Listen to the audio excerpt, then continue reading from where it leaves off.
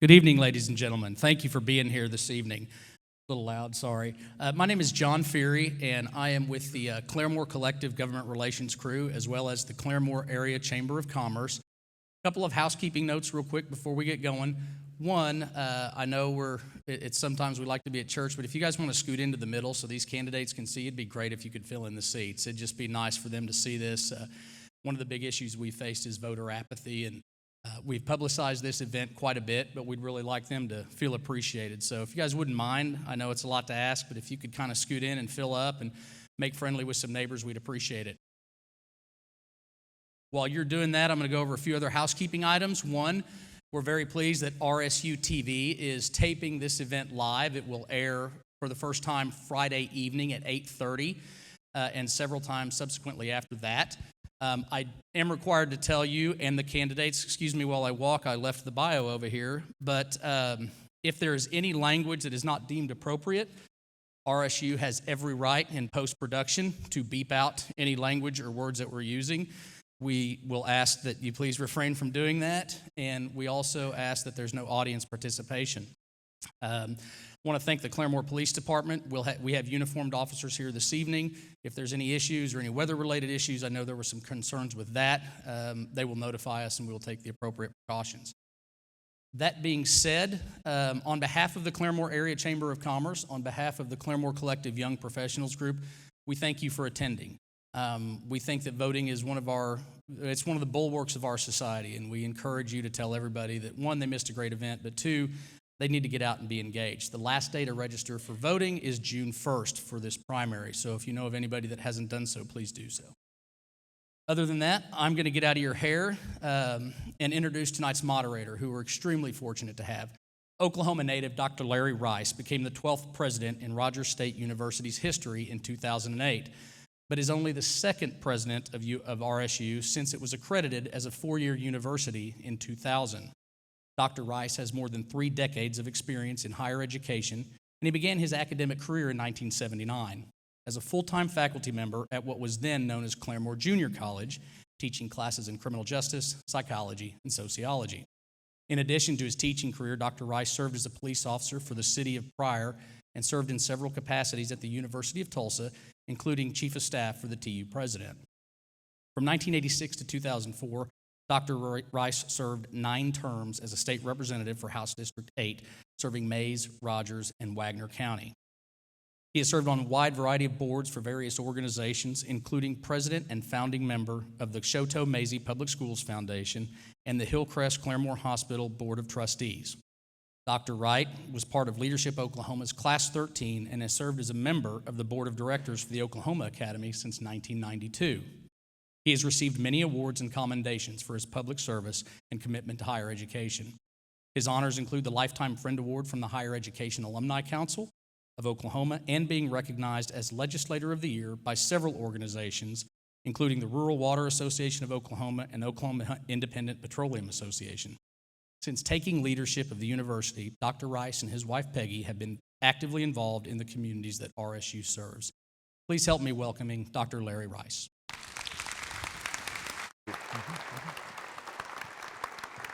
Thank you.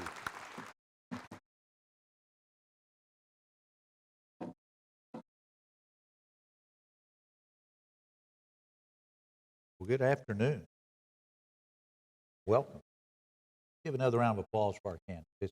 Travel a long ways. Thank you.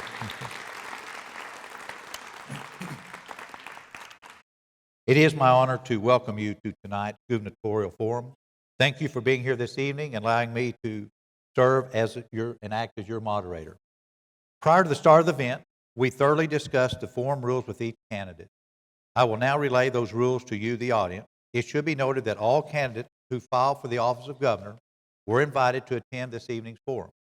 In a moment, you will hear introductory remarks from each candidate.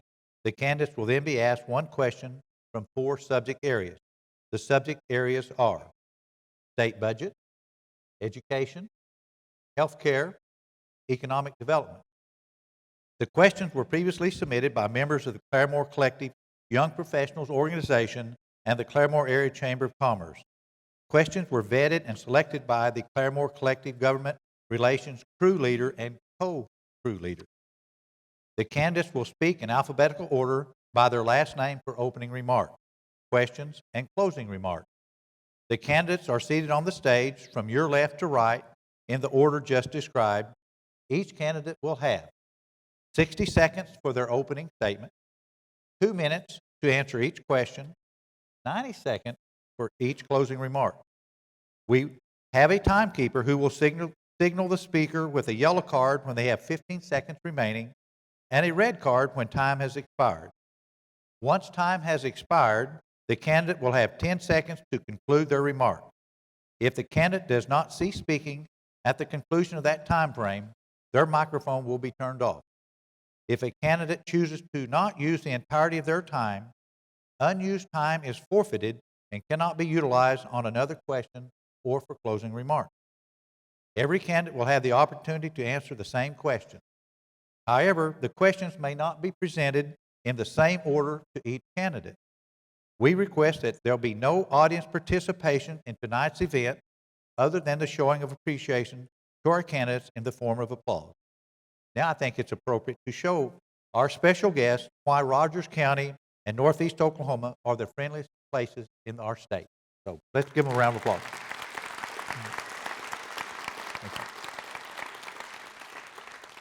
Okay. Candidates, we will begin tonight's 60-second opening remarks with Mr. Christopher Barnett. You're set. My name is Chris Barnett. I live in Tulsa. I am running for governor, obviously, over here.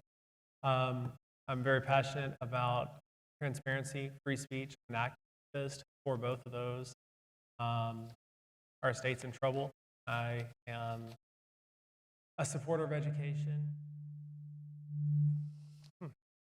Got tired of seeing how we keep increasing tax education. We spend $7,000 a year per child, $24,000 per year per. Just recently, teachers had to strike to get an increase in pay, but without a problem, the state of Oklahoma increased the amount paid private prisons and I believe it's all prisons, dollars per day per. I have a problem with that. So I'm very passionate about education, free speech, and transparency, updating the Open Records Act, and making sure that every citizen participates in our government and making going on and where the money's going, sure that taxes stay low and everything's. I don't know where we're at on time, but I'm good. Thank you, guys. Thank you. Candace, can you see the timekeeper okay? Right there in the middle. I know there's a little bit of glare, but thank you. Next, we will hear from Mick Cornett. Thank you, Larry, and thank you all for coming tonight. My name is Mick Cornett. I'm a fifth-generation Oklahoman. I was born to middle-class parents who love this state just as much as I do. I attended public schools. I have an undergraduate degree from the University of Oklahoma in journalism and ultimately earned an MBA from New York University. I spent 20 years in television, sportscaster, and news anchor. As a news anchor, I was assigned to cover City Hall and soon saw what the future would hold for me, and I soon left television, started my own business, and ran for city council.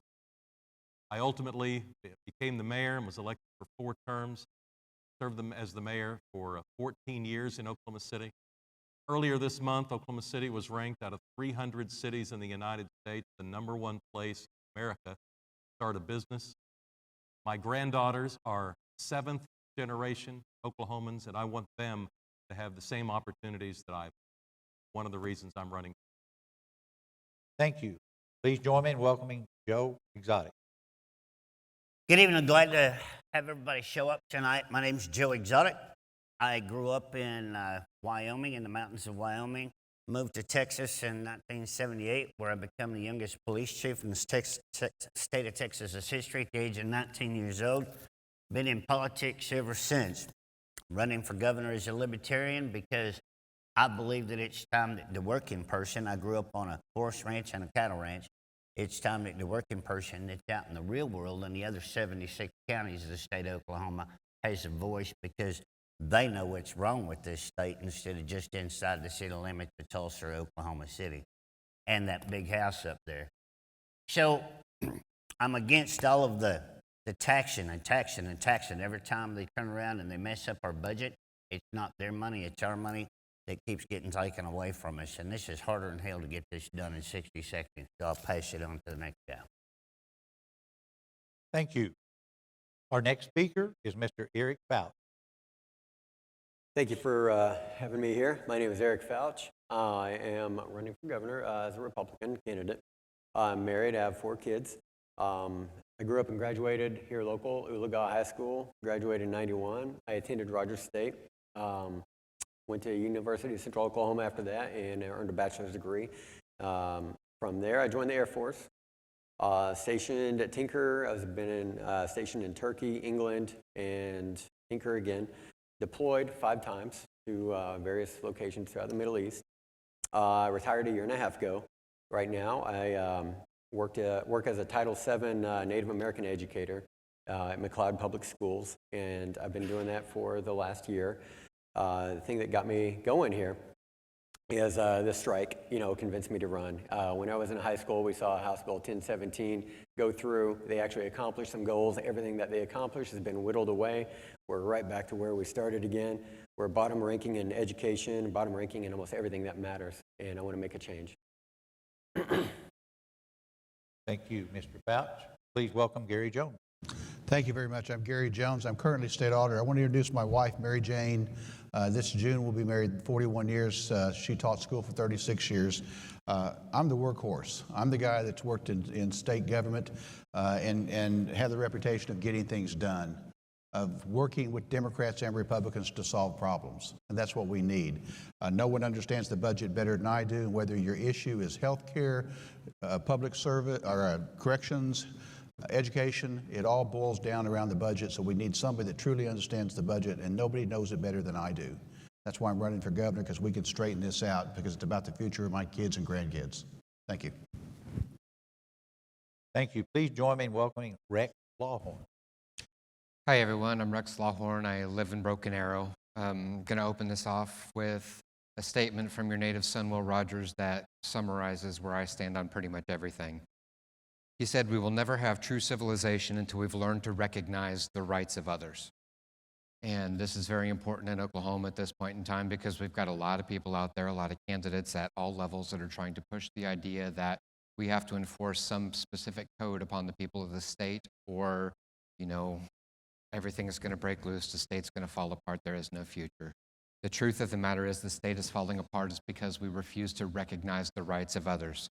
And each of you individual taxpayers out there are being ignored by the legislature, or being ignored by the governor, or being ignored by the state and federal Supreme Court.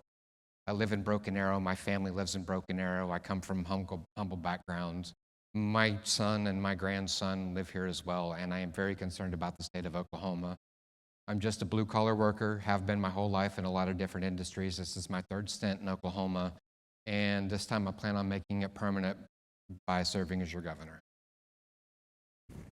Thank you, Mr. Lawhorn. Please welcome Mr. Chris Powell. First, I want to thank the Claremore Collective and the Claremore Chamber and Rogers State for hosting this, and also for all of you people for braving the weather to come out. Appreciate you being here. My name's Chris Powell. I'm a Libertarian. I joined the Libertarian Party in 2000. I've served a stint as state chair of the party, and I'm the most successful candidate that the Libertarian Party has seen in Oklahoma. I want to address our education issues by moving power and authority and responsibility away from the state capitol down to the local schools within reach of teachers and parents. I want to address criminal justice reform. We have too many of the wrong people in our prison system, and it's costing us too much money, and it's harming us in terms of human capital. And I want to prioritize our budget. That's what I'm running for, and to focus our state government on protecting your rights to live your life the way that you see fit. Thank you. Please join me in welcoming Gary Richardson. Thank you very much. I'm Gary Richardson. I'm former U.S. Attorney for the Eastern District of Oklahoma, appointed by President Ronald Reagan. You may remember I ran for Congress as a Republican, because that's what I've been since I've been registered to vote, back in 1980 in this area. I had no idea I would be running for governor, but when I watched the presidential election, and the first time I saw Donald Trump, I told my wife, that's my man, and I'll tell you why. Number one, he won't be compromised. Number two, he doesn't need the job. And number three, and maybe more important than all the others, I believe this man has a real heart for our country. And I saw then that people were ready in our state to take those out of office that have gotten us where we are. Our state is in trouble. We need a leader. We need leadership that's strong. We're like a ship going in a circle in the ocean without a captain. We've got to change that. I will not be compromised. I'm against raising taxes. Raising taxes just keeps covering up what's going on in our state government. Thank you very much. Thank you. Please welcome Blake Stevens. My name is Blake Cowboy Stevens. I appreciate the opportunity to be here in front of you today. I'm a school counselor that walked straight out of our school to run for governor. A lot of people ask me, why in the world would you do a thing like that? Why don't you start somewhere else besides governor? I appreciate Gary Richardson's words. He's right. We need change. The state of Oklahoma has said we need change. The first poll that came out after I declared candidacy was very clear about that. You see, we've only encumbered probably $15,000 in our campaign. And the fact is, we set in fourth after 17 days after we declared candidacy. So the people have spoken. I would like to I'm not a boastful man, so I don't even like saying that. But the truth is, you need to know what the truth is. We have a real shot in this race, and we appreciate that. I know that Oklahoma's also spoke and said that they want a rural individual to represent them. Thank you for coming today. Thank you, Mr. Stevens. We will now begin the question and answer portion of tonight's program. Candidates, you will each be asked a series of 4 questions and be given a 2-minute response per question. Please keep in mind that you will not receive the questions in the same order. Mr. Barnett will receive tonight's first question. Mr. Barnett, how will you propose adequately funding education to ensure that our public schools have the basic needs of up-to-date textbooks, technology, manageable classroom sizes, and a properly educated and compensated teacher workforce? First and foremost, I believe we need salary caps in place for all state government employees who are making over $100,000 a year. If you're making $200,000 or $300,000 a year and working in state government, $1,000 a year. Secondly, I would legalize marijuana, not just for medicinal, but all the way across the board. That's going to empty our prisons. That's going to free up, and that's going to take people who are nonviolent offenders out of prison. That's good over there. I would also put a gross production tax on energy. It's not being taxed right now. In fact, we're paying them to make wind energy that's state. So I would put a gross production tax on that. I would not raise taxes on anyone, any oil, natural gas, people. Wind industry needs to pay their part. And between all those things, I believe that we'll be able to fully fund education, textbooks, and give our teachers and support staff raises, cap class sizes, make it smaller, better. I got. Thank you. Our next question will be directed to Mr. Cornett. On the June ballot, Oklahomans will be voting on the legalization of medical marijuana. Do you support this measure? If so, why? If you do not support the measure, why? You know, as I've traveled the state of Oklahoma, I've noticed one common characteristic among everybody that I meet. That is, care about each other. And there's nothing phony about it. I know a lot of societies, a lot of cultures say they care, they say they're good people. There's nothing like people in Oklahoma. And when I look at the medical marijuana issue, I am reminded just how generous we are, that when people are hurting, we want them to have whatever it would take to relieve that suffering.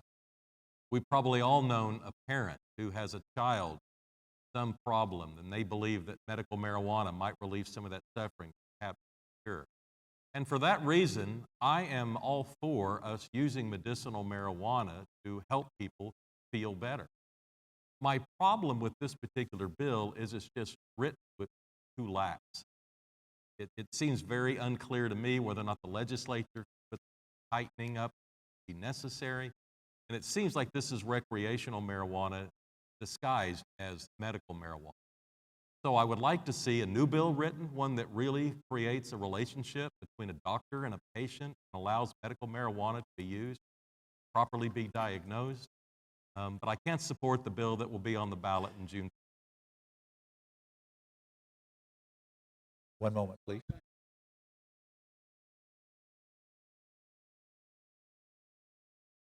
A brief intermission.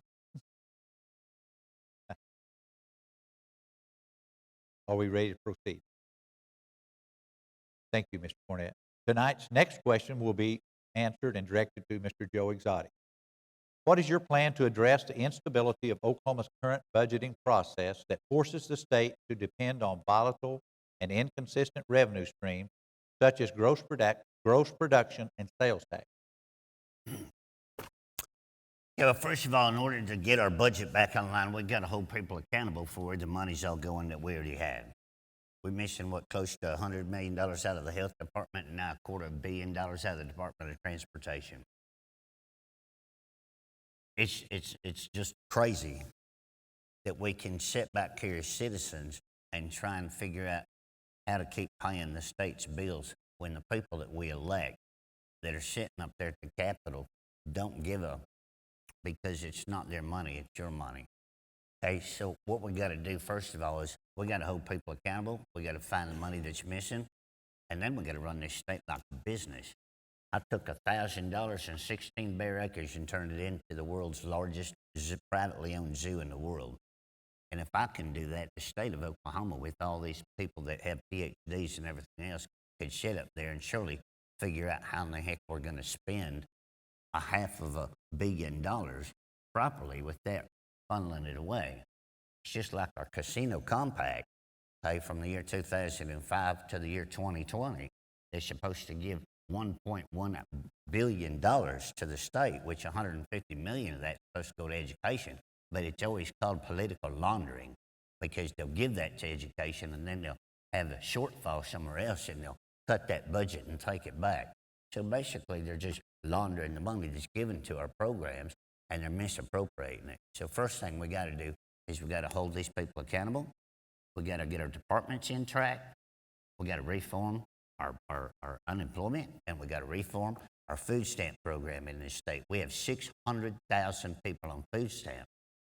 And if we can find 30,000 of them that aren't on there for the proper reasons, we could save $419 million right there. And then we got to reform our prison program. And that's how we take care of a budget. Thank you. Our next question is from Mr. Fouch. What initiatives will be a priority for you to help Oklahoma create new jobs through increased investment by existing companies and the attraction of new companies to our state? Well, I'm glad you asked me that. I see a lot of leaders, whenever they get asked this question, the lights really go off. You can see the dollar signs in their eyes. They're just thinking of all the ways they can bring in business and move headquarters into our state and tax incentives. And, like I said, they're literally seeing the dollar signs you can see it in, just their eyes. They're really excited to talk about that. But they want to run right past the issue of education. Education is it. There's other states that can offer similar tax incentives that rank above us. All they have to do is be in the top 45 and they can rank above us. If they're offering similar tax incentives, what do you think this company or the CEO is going to look at? I understand the CEOs, they look at, they're capitalists, they're looking at making money. I understand that. I have no problem with that. But the companies are made up of people. Hundreds of people, thousands of people. Do they really want to move to a state that ranks like between 45th and 50th in everything education related? I think that's huge. I think that is the underpinning of everything. Before we start worrying about any other, promotions or recruitment drives, let's get our education straight, because I guarantee you, companies look at that. Thank you. Mr. Jones, what is your plan to address the instability of Oklahoma's current budgeting process that forces the state to depend on volatile and inconsistent revenue streams such as gross production and sales tax?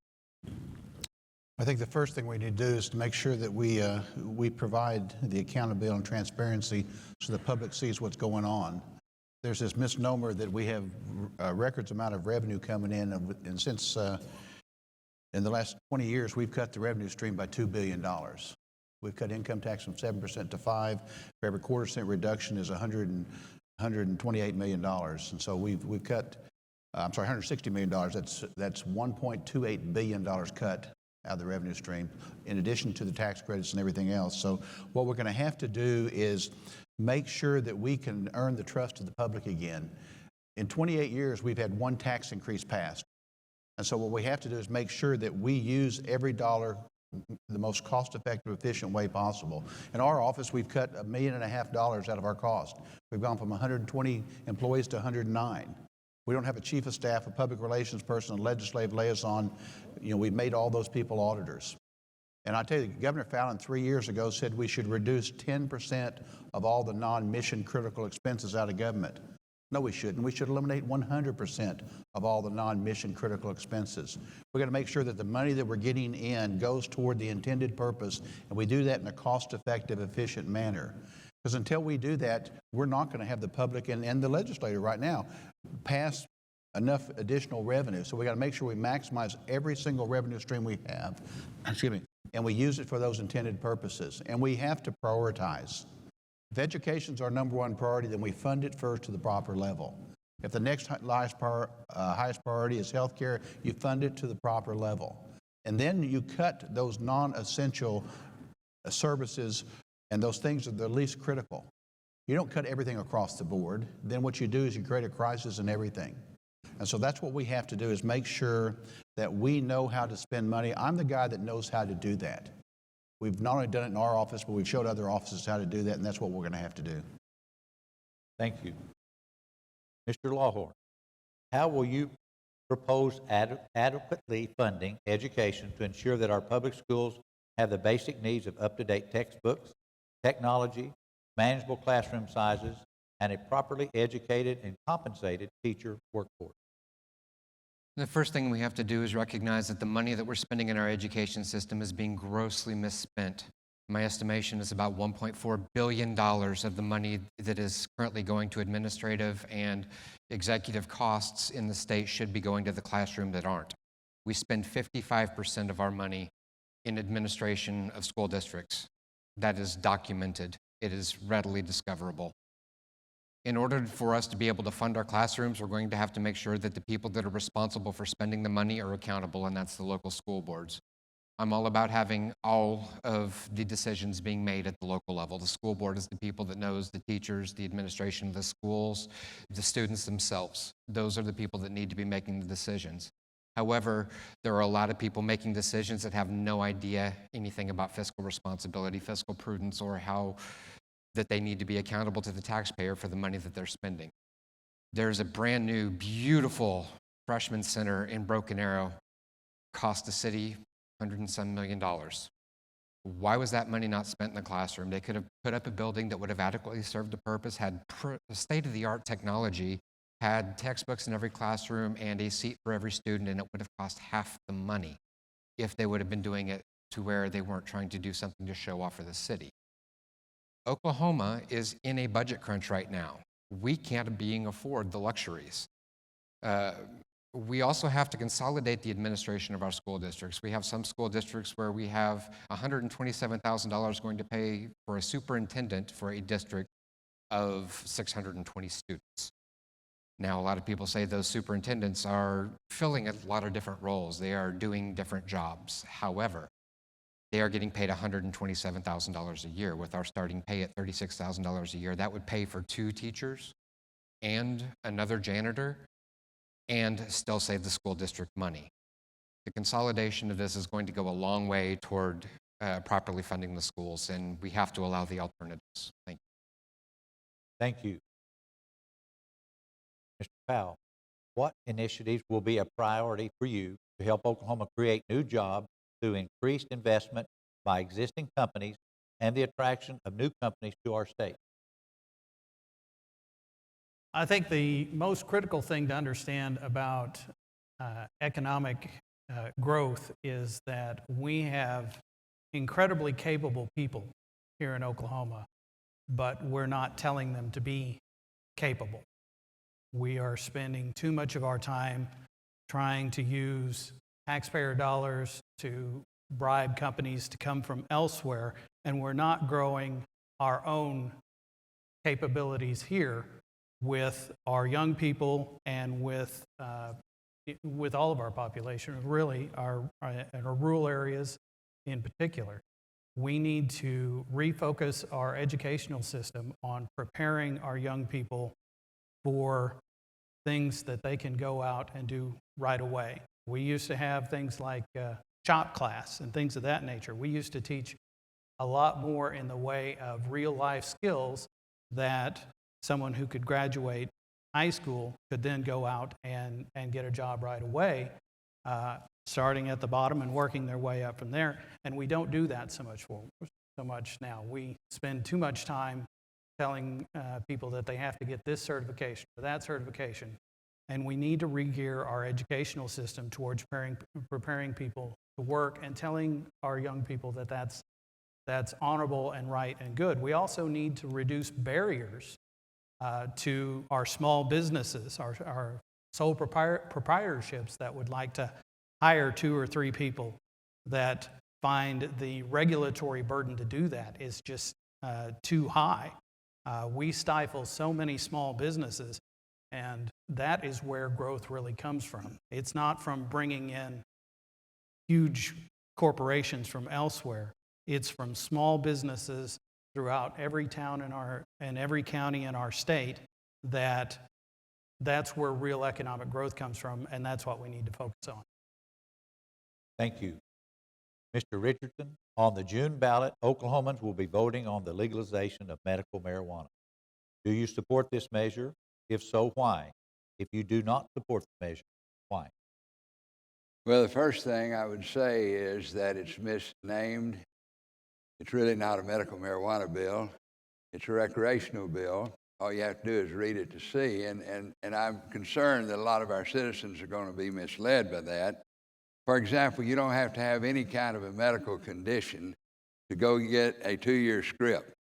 You can go to a doctor with a mosquito bite and get a 2-year script with this bill.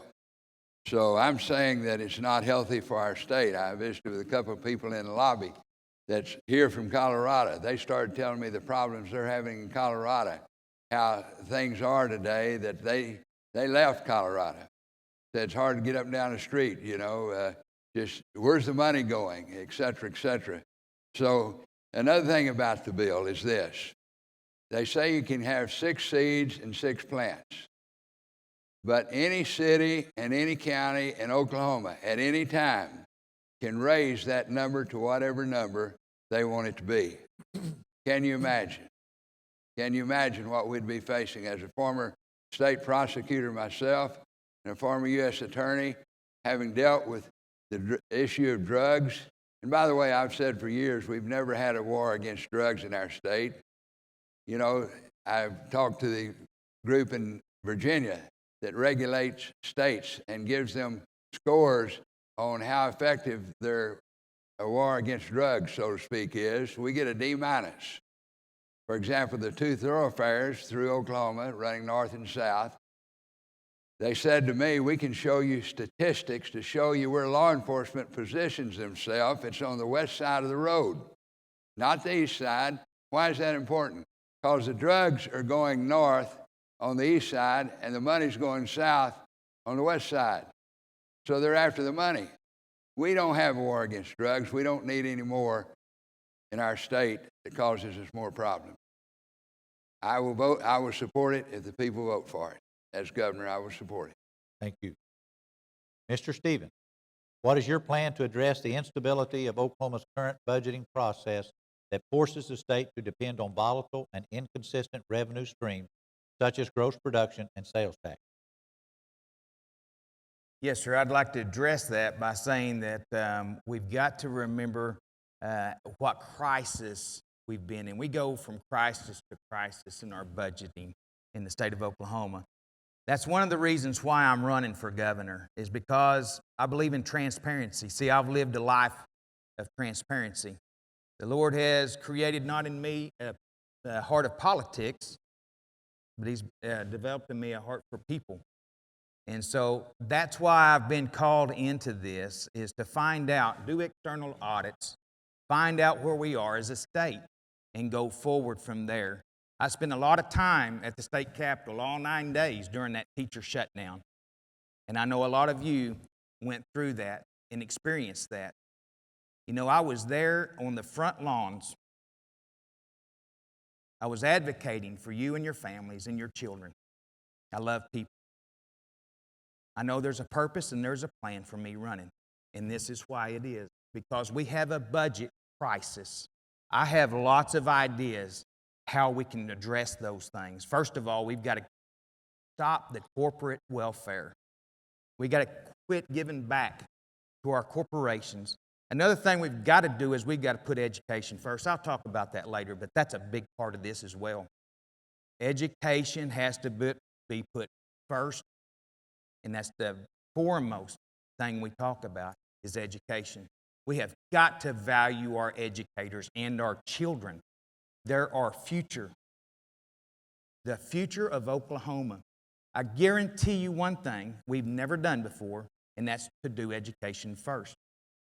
You will see economic development come into our state, and we will flourish, because when businesses grow and they look for where they want to go, we have the perfect location and we have great people. Thank you. Thank you. Mr. Barnett, on the June ballot, Oklahomans will be voting on the legalization of medical marijuana. Do you support this measure? If so, why? If you do not support the measure, why? I fully support legalizing marijuana. Too many people are in prison right now for something God created, grows, and I can't believe that we have so many people locked up in prison at a cost of $24,000 per year per inmate for something green and grows. So I fully support it. I don't think we need to have red tape on it. It's medicinal. It needs to be fully legalized. We need to empty prisons for all of our nonviolent offenders. Definitely free up a lot of money. That's money that can go to our schools and fund education. I'll tell you, and I've never smoked pot. I've had a lot of brownies, a lot of edibles. They were great. I slept, excuse me, I slept amazingly well, but I can't tell you I was so clean and didn't inhale because I smoked marijuana. But edibles were great, and I fully support legalizing it. It is something that I think is great for Oklahoma. I would love to see pot shops all over Oklahoma. I'd love to see people growing it and making money. And, instead of people being arrested for it, people actually supporting it, tax dollars from it going to our schools. There's so much that our state can benefit from legalizing this.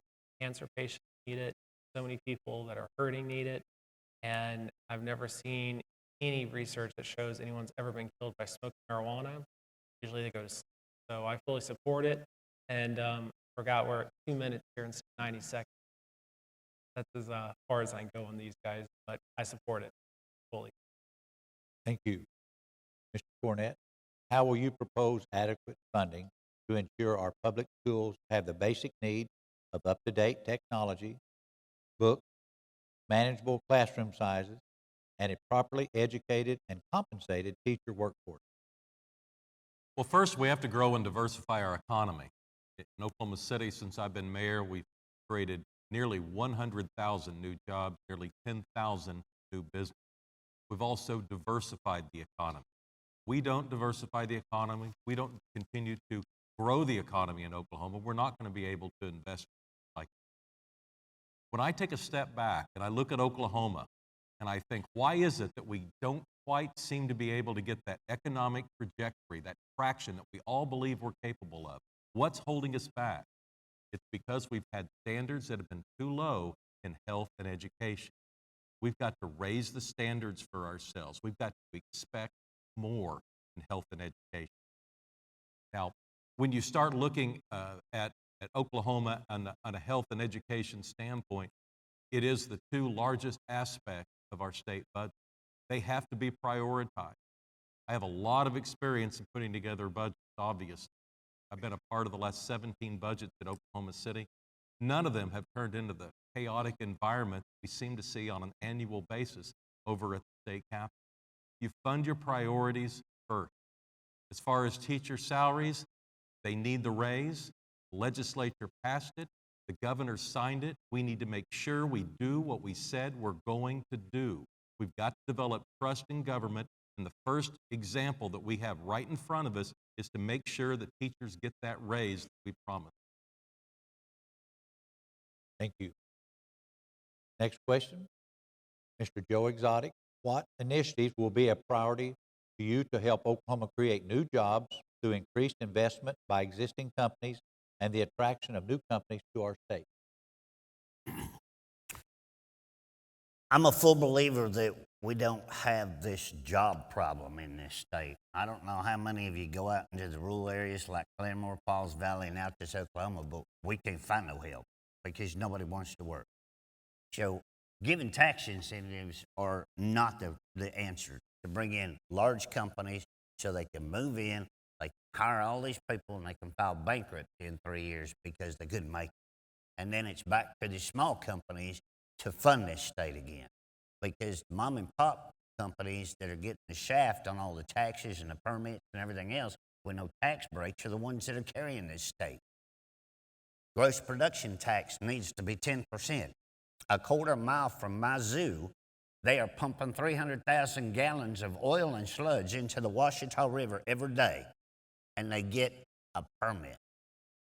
And we got a $200 ticket for burning boxes in our driveway because the ink and the wax went into the atmosphere.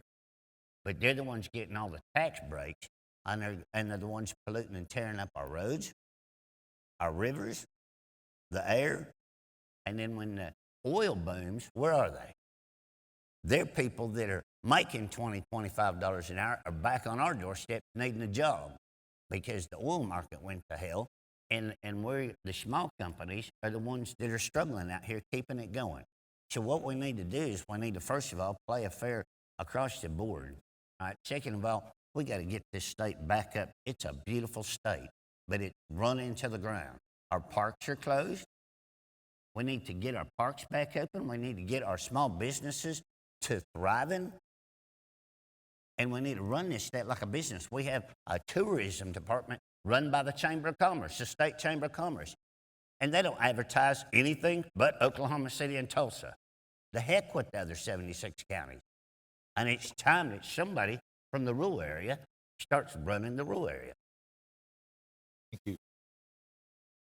Mr. Fouch, how will you propose adequately funding education to ensure that our public schools have the basic needs of up-to-date textbooks, technology, manageable classroom sizes, and a properly educated and compensated teacher workforce?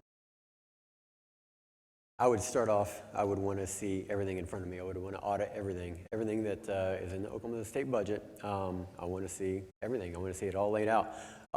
We, as a state, scored an F in transparency from a national organization, the Center for Public Integrity, just I think it was 2015. I need to see that as a candidate. I want to see that as a governor, and you guys need to see that as the people. It's your money. We're your employees. I do think State Question 640 needs to be readdressed. 75, it was passed in 1992, and nothing has ever met the 75% threshold, largely because it's almost an impossible threshold to meet other than just in April. You're not going to convince 75% of any group of people on really anything to vote away unless they're voting for like a pay raise for themselves. You probably get 75% there. But anyway, I think it's an impossible threshold to meet. Time has proven that. It's almost been 30 years. It's only gone through once, and it was last month, and that's just because the teachers lit a fire underneath the legislators and made them look bad, so they pushed something through. I'm not a big fan of House Bill 1010, but I do agree with the GPT being brought back to 5. I think it can go a little bit higher. I would say probably 7. Texas is 8.3. Some states, the major energy producing states, are 13, and the oil companies are still there. They haven't left. They're not going to leave. They know the oil is here. They're going to pay, and that would. I'm not trying to make. That came out wrong. I'm not trying to make them pay, but I think they can pay. We're the lowest taxing energy producing state, and they can pay a little bit more into the GPT. I understand big oil they're not a piñata that we can hit just anytime we want money. I'm not like that. You know, I'm pro fossil fuels, but we do need to raise it, and we got it back to 5. I think we need to move it up to 7, and we're talking like hundreds of millions of dollars that would bring in to address that issue. Thank you. Thank you. Mr. Jones, on the June ballot, Oklahomans will be voting on the legalization of medical marijuana. Do you support this measure? If so, why? If you do not support the measure, why? I do not support the measure, and because of the way it's written, it's very poorly written. It can migrate into recreational marijuana. I believe that we ought to have medical marijuana. I think the elements that have been proven that marijuana can treat will be very beneficial to patients. Doctors say that. One of the major problems we're facing across the nation is the epidemic of opioids. And I believe that medical marijuana can be used to help get people off of opioids and ultimately will have a very good benefit. But the bill that's written today does not fit the requirement of what I think is necessary for medical marijuana. However, if it does pass, then I, as governor, will be the first one to make sure that we put the mechanisms in place to monitor it and to make sure that we have safeguards built in place. We can do that with statutes, and as governor, I'll be the first one to make sure that we have those statutes and those regulations in place to deal with it. Thank you. Mr. Lawhorn, what is your plan to address the instability of Oklahoma's current budgeting process that forces the state to depend on volatile and inconsistent revenue stream, such as gross production and sales tax? It's not the budgeting process that creates instability. It's the favoritism that we've given the energy industry that's kept our economy from expanding and other industries from joining the state. The fact that the energy industry, specifically oil and wind, are paying so far below every other industry that they dominate our economy. So whenever the price of energy goes up, we appear to be booming, but it's not us that's booming. It's the people sitting in the top floor of Devon Tower or Williams Tower. When it goes down, it is left on the backs of everyone else. That's us. It's left on my brother-in-law who runs a small company. It's left on my cousin's husband who runs a small welding company, who suffers whenever the oil prices go down because there's not pipeline being laid anywhere, so he loses a lot of his welding business. The key to solving the instability of the budget situation is stop depending on unstable sources of income.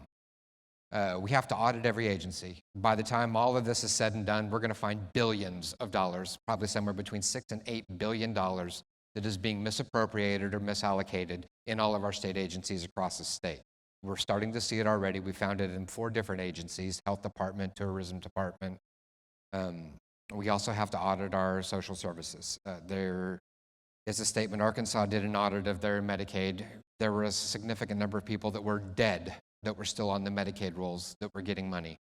According to some of the people here at the state, Representative Calvi has mentioned a number of $240 million that we could find approximately if we audited our Medicaid program. We're going to find another $140 million if we audit our Sooner Care program and our SNAP program. This isn't people that are going to get kicked off that need the service. This is people that shouldn't have been on the service to begin with and are no longer eligible. And then finally, we have to expand our economy beyond energy sector, and the only way we're going to do that is stop treating the energy sector like the golden child. Oil's never coming back. It's time to start looking elsewhere for these revenue sources. Thank you. Mr. Powell, how will you propose adequately funding education to ensure that our public schools have the basic need of up-to-date textbooks, technology, manageable classroom sizes, and a properly educated and compensated teacher workforce?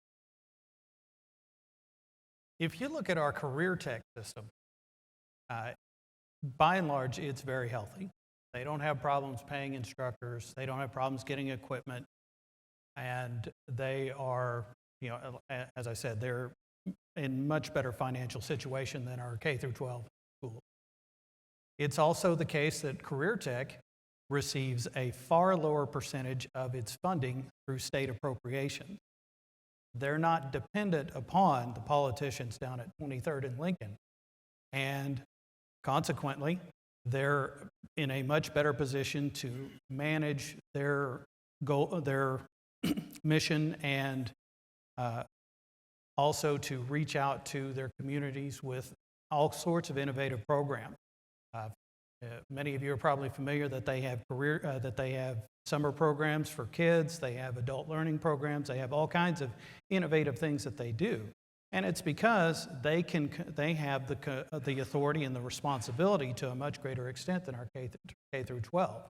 That's what we need to do, is we need to move more of our funding down to the local districts rather than through the state legislature. One of the ways that we can do that is we can eliminate tax increment financing districts. These are special economic development, crony capitalism districts that are set up, and they take all the local taxes and they put them towards certain favored businesses in a particular area. What happens is that robs your county governments and it robs your school district. Now, your county government's just stuck, but your school districts, when they get robbed like that, the state equalization formula makes up the difference. So that comes out of your total state appropriations, adds to it. So everybody who's not in a tax increment finance district subsidize the people who is. And those, they really don't create any growth. They just poach jobs from surrounding communities. So that's a big step that we need to take right there to fund our schools. Thank you. Mr. Richardson, what initiatives will be a priority for you to help Oklahoma create new jobs to increase investment by existing companies and the attraction of new companies to our state? Number one, I say that we need to quit the corporate welfare that causes us to pay people money to come here, and then they leave when some other state pays them more than we paid them. Also, they come in and compete with other business and industry in our state. They're getting corporate welfare over here. These folks aren't getting corporate welfare. So I say we have to address that. Secondly, and I want to talk about the turnpike. Do you see any economic development, any place you see a rural turnpike in Oklahoma? My friends, we had a study commissioned by our state in 1995. It's on my website, GaryRichardson.org. It said take down the toll gates. Number one, save the state of Oklahoma millions of dollars a year. And it tells you in the study by duplicity of equipment, facilities. Number three, open up economic development. Go to Miami, Oklahoma. What do you see? A dwindling town. Go 30 miles further east. What do we see? Sorry about that. What do we see? Joplin. What's going on in Joplin? Unbelievable economic development. Truck stops, restaurants, etc., etc., etc. So we have a 5-year plan to take the toll gates down. Some people say, I don't think it can be done. It can be. Go check our study. 5-year plan. 3 steps. Number one, put the turnpike under ODOT. And I will tell you now, I will do an audit, performance audit on the ODOT and on the turnpike. Put it under ODOT. Number 2, quit issuing bonds. We're now at $1.7 billion. We issued $1 billion last year. Number 3, in 5 years, with $100 million they have to have in place because of the bonds, with $100 million plus the toll gate fees, we'll have them paid off in 5 years, and we'll see a beautiful international airport, maybe between Oklahoma City and Tulsa, and a lot of economic development. Believe me. Thank you. Thank you. Mr. Stevens, on the June ballot, Oklahomans will be voting on the legalization of medical marijuana. Do you support this measure? If so, why? If you do not support the measure, why? First of all, again, the reason I'm running for the governor of the state is to help our people, and our people that are going through a bad time in disease or sickness that need the medical marijuana. I'm definitely 100% in favor of that. I agree that this Bill 788 is not the ideal bill by a long ways. From what I understand, a chiropractor or a veterinarian can write a script on that as well. That is not the direction we need to be going in our state. So that's one of the things that I was doing at the state capitol in February when we had the Step Up Oklahoma plan. I was in there for 9 hours trying to get that bill passed as an educator. And the things that I found out in the Capitol that day was embarrassing, the way our gentlemen and ladies that they conduct business. Okay, so what I'm trying to say is we have a broken system, and it needs fixed. The only way you can fix a system is to get in there and get it done yourself. Because, see, I tried to tell those guys how to write a bill while I was there, one of the senators. Now, this is a truth. The fact is, the bills aren't getting written where they should be, and to start with, there's too much politics involved in it. And so that's why I say that we've got to figure out how to get along with one another and not get along with one another. I strike those words. I'm just speaking from my heart. What we've got to do is we've got to give back the authority to each and every one of our representatives, every one of our senators, instead of having the leadership that we have in place. That's going to fix a lot of our problems. We're sitting here talking about medical marijuana. My time is up, but I would like to talk about this more later. Thank you. Thank you. Mr. Barnett, what is your plan to address the instability of Oklahoma's current budgeting process that forces the state to depend upon volatile and inconsistent revenue streams such as gross production and sales tax? First and foremost, there is something a lot of people don't know about called transferable tax credit. What that is companies that are in Oklahoma, they're given tax credits like the coal industry for every ton of oil or ton of coal that's produced. They're given $5, and they can never use all that. So companies, insurance companies, computer companies like Apple, those companies come in and buy those for pennies on the dollar. They fully pay their tax liability. It costs $8 million. We need to eliminate the transferable tax credit. And a lot of people don't like that, but that's one of the first things we need to do. We've got to close those loopholes, and got to close the loopholes there, and got to make sure that we get rid of all the tax losses that we're taking. That's just one of many. I'm so sorry. I lost. What was the question again? What is your plan to address the instability of Oklahoma's current budgeting process that forces the state to depend upon volatile and inconsistent revenue streams such as gross production and sales tax? Okay, great, gotcha. So, as I said, first thing is getting rid of the transferable tax credit, making sure that we do get rid of the corporate wealth, because there's so much out there, but small businesses, they're not. In fact, the state of Oklahoma just took away the 1% fee that you're getting for, as a small business owner, you would get to keep of sales tax to offset QuickBooks, the accounting, and everything. So we've got to get rid of the corporate welfare, and we need to write in on that. We need to close all the loopholes. We've got to have transparency where that's going. See where it's spent.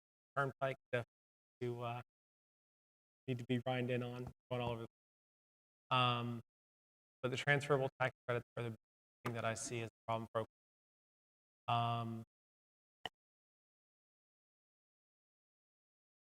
Thank you. Yeah, sorry. Mr. Cornett, what initiatives will be a priority for you to help Oklahoma create new jobs through increased investment by existing companies and the attraction of new companies to our state?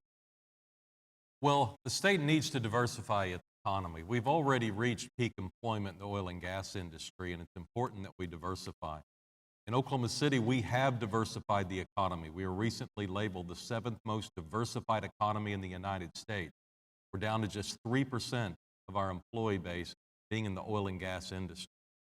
Other areas that we need to capitalize on include aviation, biomedical sector, tourism, and the technology sector in general, although it almost seems like almost every sector of the economy is becoming technology. Specific to tourism, our single largest undertapped resource in tourism is Route 66. We should own Route 66 and everything that that means. There's a tremendous amount of tourism that's available here. We do a fairly good job of tapping into it. But right now, the people that are traveling the entire route probably spend one night in Oklahoma. We need to try and figure out a way to get them to spend 2 or 3 nights in Oklahoma. No state in the country has more miles of Route 66 than we do. I spent a lot of time with Boeing and GE and getting them to invest in the state as we tried to diversify the economy. With Boeing, they announced they were shutting down a facility in Long Beach and moving the engineering jobs to Oklahoma City. And after they had made that announcement, the jobs were moving, they asked me and told me to take along who I needed to go back to Long Beach and recruit the engineers to move to Oklahoma with their job. And so I was asked to go to Southern California on a beautiful Southern California day and ask highly talented and educated engineers to move to Oklahoma. And when that process had completed, Boeing announced that we had more than doubled their expectation. Ultimately, they shut down a facility in Seattle and moved those engineering jobs to Oklahoma. Then they shut down a facility in Wichita and moved those jobs to Oklahoma. I have a lot of experience in selling Oklahoma and helping to create jobs. Thank you. Mr. Exotic, how will you propose adequately funding education to ensure that our public schools have the basic needs of up-to-date textbooks, technology, manageable classroom sizes, and a properly educated and compensated teacher workforce? Okay, first of all, we've got to rearrange our superintendents. In Garvin County, Oklahoma, we have 8 superintendents making $750,000 for 5,000 students. Oklahoma County, we have 1 superintendent making $250,000 for 46,000 students. And we've got so many superintendents, offices, secretaries, filing cabinets, computers, and everything else for somebody that's making more than the governor of the state of Oklahoma to not even get off his butt and go to one of the schools in his own district. So we need to consolidate, first of all, our superintendent. Use that money toward teacher pay and classroom supplies. Second of all, we got to keep the politicians from robbing Peter to pay Paul. When $150 million is put into an educational system, it should stay there. And that's where a state budget needs to get a state budget. When you run out of money in your department because you misappropriated it, too bad. Wait till next year. But we're not going to steal it from another department. And that's the way that the state needs to run. During the teacher walkout, I was out there for 4 days with those teachers. They raised the diesel tax 6 cents a gallon. Those politicians raised their own school bus gas tax of $1.2 million in the same department that we're trying to fix. That's how much common sense they put behind something. None of it makes any sense. Again, if we can hold departments accountable, we can run this state like a business, we can reform our prison departments and everything else. Right now, we're spending $750,000 to transport 1 prison to physical therapy every day. We're hiring private prison transportation people. I could build our own physical therapy center in a prison for $750,000. We got to start spending money right. Thank you. Mr. Fouch, on the June ballot, Oklahomans will be voting on the legalization of medical marijuana. Do you support this measure? If so, why? If you do not support the measure, why? I do not support the measure. First off, I want to say medical marijuana does work. I see it. I work at the school. My classroom is not very far from the profoundly special ed class, and there are quite a few of those kids that have issues that cause seizures. I mean, I've personally seen this medication. It quells their seizures. It makes their lives that much better. It does work. Like I said, I've seen it.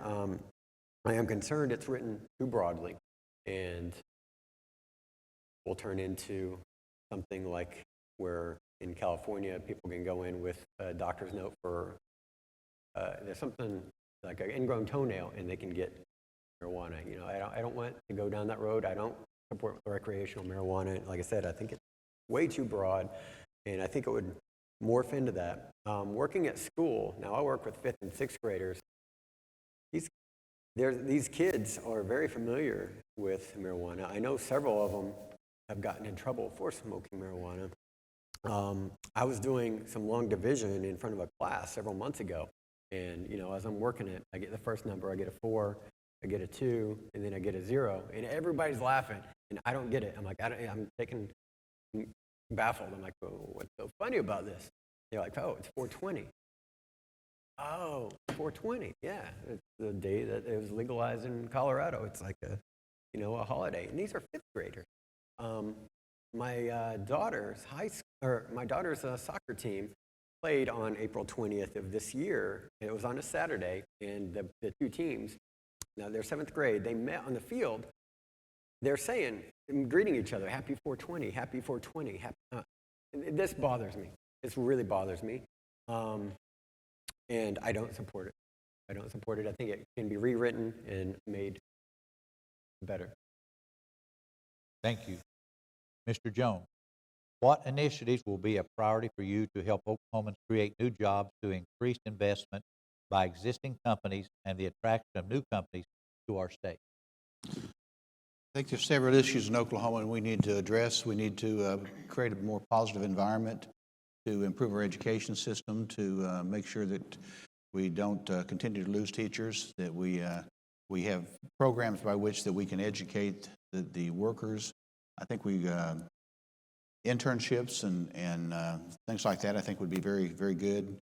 What we also need to do is work on our infrastructure, our roads and bridges, make sure that we have the proper infrastructure. And I will tell you that whether you like it or not, the environment with companies looking at coming in, many times you have to provide incentives, but I think what we need to make sure is that we get a fair investment, fair return on those incentives, that we're investing the money, the citizens of Oklahoma, in a manner that we get a positive return, that we have safeguards built in. A good example, I was a county commissioner whenever Bar S was looking at coming into Comanche County, and I helped put the package together that says, if you do this, then we're willing to do this.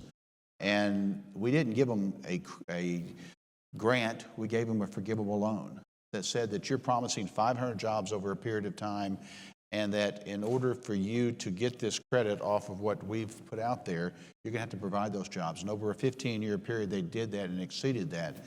It was a tremendous benefit to the community, to the schools, and what we need to do is make sure when we look at these things that we do provide a fair return, and we have a safeguard built in with those.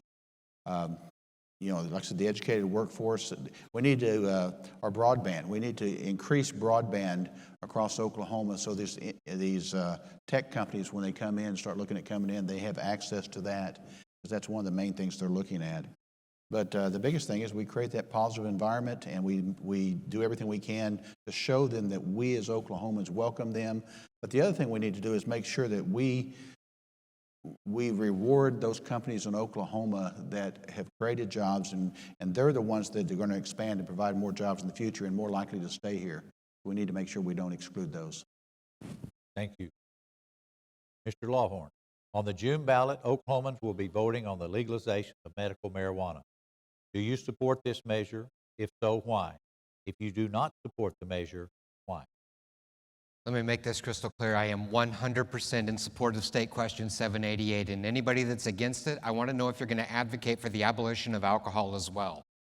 We're sitting here talking about a plant given to us by God, a seed-bearing fruit,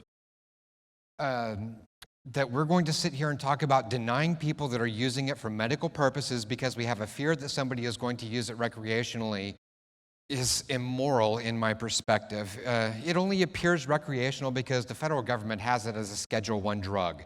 That makes it illegal for doctors to actually prescribe it. And in order to get around that, you have to say that with a doctor's recommendation, you will be allowed to buy it from a dispensary. That gives the doctors legal liability.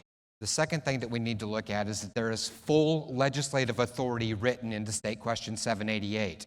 If there's a problem with the legislation on 788, before the first plant can be sold, the first seed put into the ground, the legislature has to write the regulatory environment for it. To say that this is a poorly written bill that's going to balloon into this huge little drug party in the streets is just ridiculous, and it is completely against the function of what 788 was all about. 788 was written by people who are worried about it. We have 1,000 marijuana refugees from the state of Oklahoma living in Colorado. I want them to be able to come home to be with their families. It's absolutely necessary to make sure that 788 and full legalization comes to the state of Oklahoma because it affects every agency within the state. Let's just talk about the law enforcement system. Over half the people sitting in Oklahoma jails and prisons today are in there and they've never hurt a single person. They've never touched anybody else's property. They are in there because they possessed or used a plant or one of the derivatives thereof. We're spending $460 million a year to keep those people in prison. Let's start putting people in prison that belong there and bring these other people home. Thank you. Mr. Powell, what is your plan to address the instability of Oklahoma's current budgeting process that forces the state to depend on volatile and inconsistent revenue streams such as gross production and sales tax? I think the biggest problem with our budget process is that we don't prioritize our spending. We have too much corporate welfare. We have $450 million that's reviewed by the Incentive Evaluation Rubber Stamp Commission that has hardly been looked at all as far as reducing any of that. We have the waste and mismanagement like we've seen at the health department and things of that nature. We have a lot of money that we're not accounting for properly or spending on things that we don't need, and we're failing to fully fund core services because of that.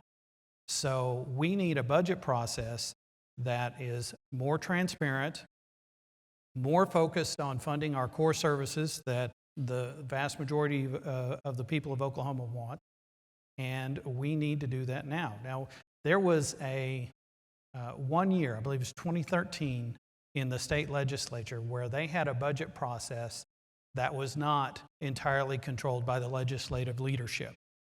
The leadership in the state house let some of that authority go down to the committees and to the individual members to do a lot of the work that they're supposed to be doing.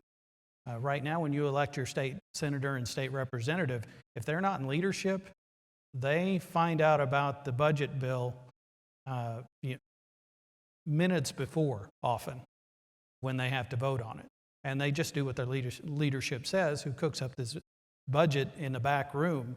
And the House leadership has their budget, the state Senate leadership has their budget, and the governor has their budget. And they can't all be right, and frequently they're all wrong. We need to go to a more transparent process that focuses on spending on the necessary services and cuts the things that we don't need. Thank you.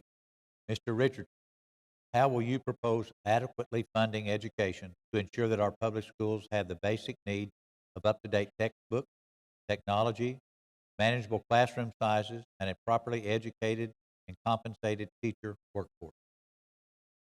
Number one, I'd like for you to go to my website, GaryRichardson.org, and see my education plan that I've had on my website now for right at a year. And the thing you will see is that we need to, number one, keep the federal government out of our education system. I've talked to too many people that, they say, well, we don't have Common Core. Well, then someone else said, well, we have Common Core in our school district. So we need to get the federal government out. Superintendents tell me that, Gary, the money we get, let them keep the money. We spend more money keeping up with the federal regulations than what we get. It's kind of like say, let them keep the cheese, just let me out of the trap. So we need to keep the federal government out. Our administration is bloated. I don't think anyone has any question about that, but before I would make a decision on how to deal with it, I would do a complete audit of our education system. That'd be one of the first 5 audits I would do. I've been saying for 14 months on my website, I will audit every agency. Education is one of the first 5. But in our city of Tulsa, where I live, and I'll talk about my own superintendent schools, and I don't hold her against it. You know, it's the fact that we're paying her with the benefits she gets over $400,000 a year. I heard someone say, wow, yeah, wow. Out in western Oklahoma, there's a town of 100, 13 students, superintendent's paid $122,000 a year. So we have to do something about the bloated administration. I do not believe in forced consolidation of schools. I grew up in a small town of 1,600. Our school was a big part of our town. I do not believe we need to damage small towns in Oklahoma by taking away their school system. So I will support not doing that. Thank you. I got the red light. Thank you. Mr. Stevens, what initiatives will be a priority to you to help Oklahoma create new jobs through increased investment by existing companies and the attraction of new companies to our state? Yes, sir. I'd like to finish my thought from earlier, the broken system, because I think it's important, and I'm going to get right on top of this. It goes along with it, actually. The broken system, we need to give back to our legislators the power in which they deserve to govern our people. And so the leadership, it needs to be dissolved, in my opinion, so that the strings are not attached to them and their power and what they want. Give it back to our people, the ones that are representing each and every one of us, and let them legislate. That's a lot of our problem. We've got good people in the Capitol, but their hands are tied. Oh, you asked me a question about economic development. I'm going to beat a dead horse here. We put education first, and we will flourish. I'm just telling you what I believe. I have a man, a hard-working guy. I'm an educator of 22 years. I actually started in ag teaching back when. Let me tell you a little quick story about that.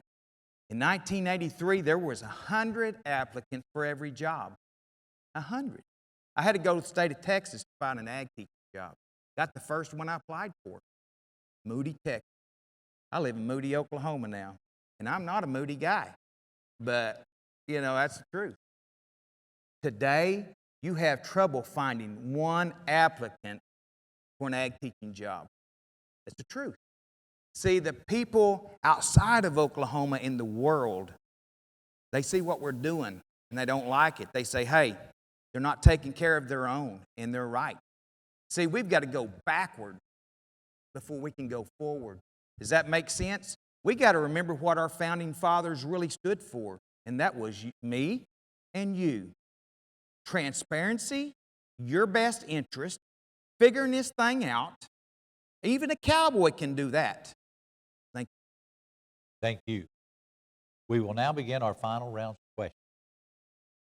Mr. Barnett, what initiatives will be a priority to you to help Oklahoma create new jobs through increased investment by existing companies and the attraction of new companies to our state?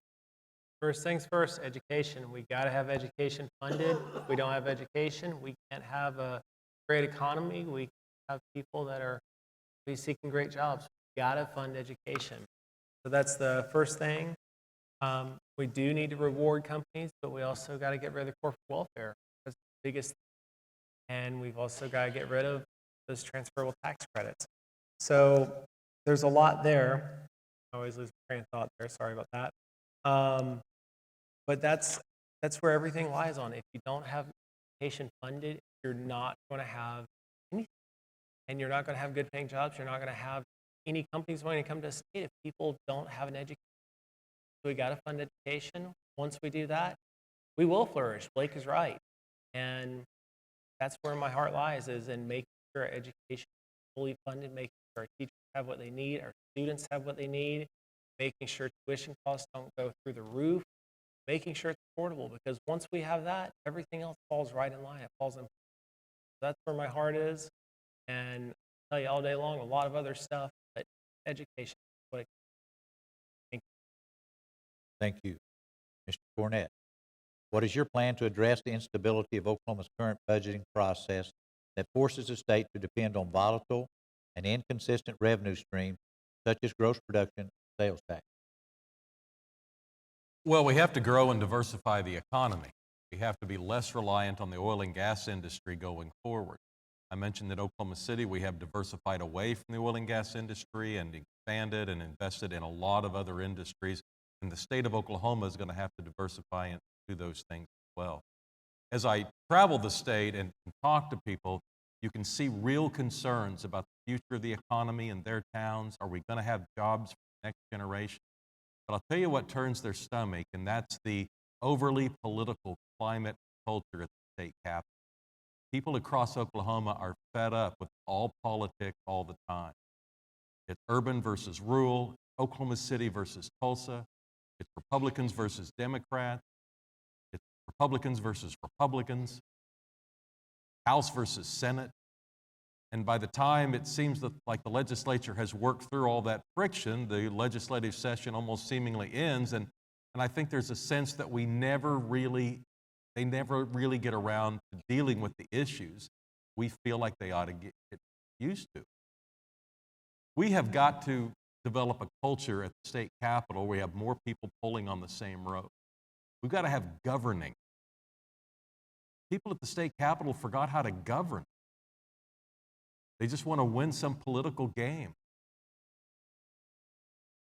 We also haven't talked enough about health care tonight, and as I travel the state and talk to people who are emotional about this issue or that issue, health care comes up a lot. People are worried about their future health care. They're worried what the federal government's going to do. They're worried in the baby boom generation if government's going to be able to meet their health care expectations.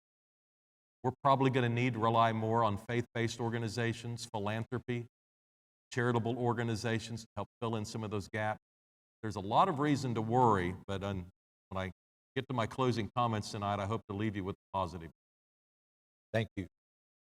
Mr. Exotic, on the June ballot, Oklahomans will be voting on the legislation of medical marijuana. Do you support this measure? If so, why? If you do not support the measure, why? Thank God. I didn't think I was going to keep my mouth shut any longer. How many of you have actually read State Question 788? Raise your hand. You've actually read it. The rest of you are going to go to the polls and believe what you have been shoveled tonight. The only thing bad about that bill as it stands right now is it says we're going to collect 7% sales tax, and then right under that it says all sales tax collected is going to go to administrative costs first. And this state ain't going to see a dime. You know that as well as I do. Second thing come up tonight. 6 plants, 6 seeds. Them cops ain't here to arrest you. How many of you ever growed a pot plant? My 22-year-old husband could smoke 6 plants in a week before you could ever grow 6 more. So this is not about young kids getting high. I have traveled this state rally after rally after rally. And you know I haven't seen one rally yet with somebody under 40. Most of them are veterans. Most of them are your age that are taking painkillers, oxycodones. You've got osteoporosis, or the arthritis. You've got something else wrong with you. I spent 16 days on life support in 2014, 37 days in ICU because I was born with a genetic disease that nobody had. I wish we had a big screen here because you wouldn't even believe what I looked like. I had stuff in my mouth, on my face, on my back, and breaking the law in this state's the only reason I'm still sitting here. This is not about recreational weed. Now, let me just throw something else at you. They wanted to introduce 1120 and figure out that you had to have 4 diseases to get a medical card if State Question 788 passes. Would you rather have them writing your prescriptions up there at the Capitol or your vet? Because at least your vet's got a medical license. And I'll clean this up on the closing statement. Thank you. Mr. Fouts, what is your plan to address the instability of Oklahoma's current budgeting process that forces the state to depend on volatile and inconsistent revenue streams such as gross production and sales tax? Well, I partially addressed this issue earlier. I believe education is the first and foremost of everything. It's the underpinning of literally everything. It's going to be hard to diversify, bring in quality, bring in companies, bring in headquarters to Oklahoma. I mean, everybody wants to do that, but these companies consist of people. A lot of these people have children. To think that they're not going to look at our state's ranking in education and go another direction, I mean, it's quite logical that they would. As far as getting everything going, as far as Oklahoma's economy, small businesses are the heart and soul of everything here. We need to incentivize, deregulate, promote, and just allow that to flourish. I mean, we're creative people. People want to open up shops. People want to start businesses. People have skills that they can utilize, and that's where really everything grows after education. Thank you. Mr. Jones, how will you propose adequately funding education to ensure that our public schools have the basic needs of up-to-date textbooks, technology, manageable classroom sizes, and a properly educated and compensated teacher workforce? Well, first of all, this fallacy that we have some money hidden, billions of dollars hidden in the back room somewhere in Oklahoma is pure fallacy. We audit virtually everything. We've done more audits in 7.5 years than ever in the history of the state. And I will tell you that we do have a crisis in education. I'm the one that actually, after the A-plus plan failed and Step Up failed, that actually proposed the funding source that actually gave teachers a pay raise. And it was the right thing to do. I worked with Democrats and Republicans to bring them together to get the first tax increase passed in history, because we are in a crisis. And I will tell you that it is just the first step.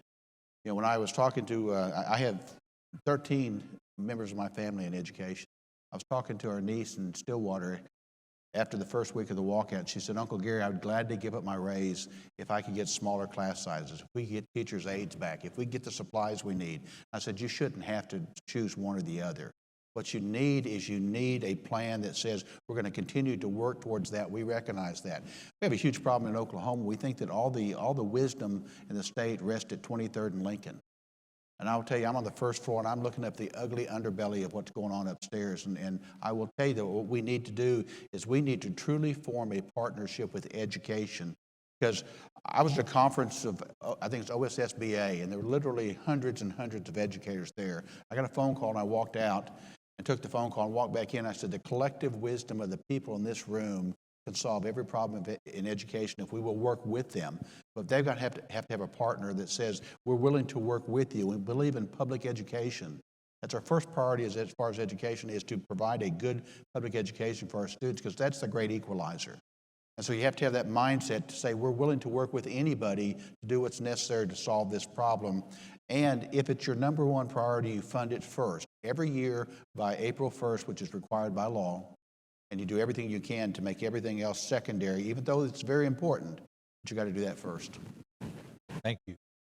Mr. Lawhorn, what initiatives will be a priority to you to help Oklahoma create new jobs through increased investment by existing companies and the attraction of new companies to our state? Well, first of all, we have to recognize two specific facts that are unique to the state of Oklahoma. One, we are geographically perfect for any company in the country to be part of. We're not exactly geographically in the center, we're slightly below. However, that allows them to bypass the mountains when heading to the West Coast. It makes us more advantageous in the state of Kansas or Nebraska.